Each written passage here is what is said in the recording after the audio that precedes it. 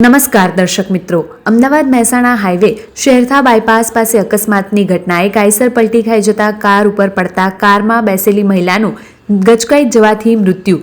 અકસ્માત બાદ કિલોમીટરો સુધી લાંબુ ટ્રાફિક જામ સર્જાયો. અકસ્માતને લઈ ગ્રામજનો સહિત વાહન ચાલકો પણ નોંધાવ્યો વિરોધ.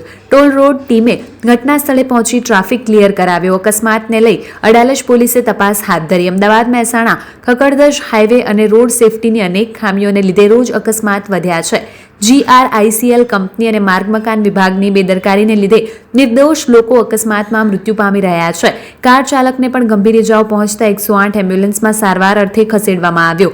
આઈસરમાં લોખંડની મોટી મશીનરી મૂકી હતી, જ્યાં શેરથા ઢોળવા પાસે આઈસર પલટી મારી ગયું હતું, જ્યાં સાઈડમાં જતી કાર ઉપર પડ્યું હતું. જે આટલું વજન એકસાથે કાર ઉપર પડતા કારમાં બેસેલી મહિલા દટાઈ ગઈ હતી, જ્યાં ઘટના સ્થળે જ મહિલા મૃત્યુ પામી હતી. જે બાદ ટોલ રોડ ટીમ દ્વારા ડ્રાઈવરને બહાર કાઢવામાં આવ્યો અને સારવાર અર્થે ખસેડવામાં આવ્યો હતો. આઈસર ચાલકને પણ ઇજાઓ થતા તેને પણ સારવાર અર્થે ખસેડવામાં આવ્યો હતો. આવી જ અવનવા સમાચારો માટે જોતા રહો અર્થ પડકાર ન્યૂઝ, હેડ ઓફિસ ગાંધીનગર. જોતા રહો અર્થ પડકાર ન્યૂઝ અને અમારી ચેનલને લાઇક, શેર ને સબસ્ક્રાઇબ કરવાનું ભૂલશો નહીં.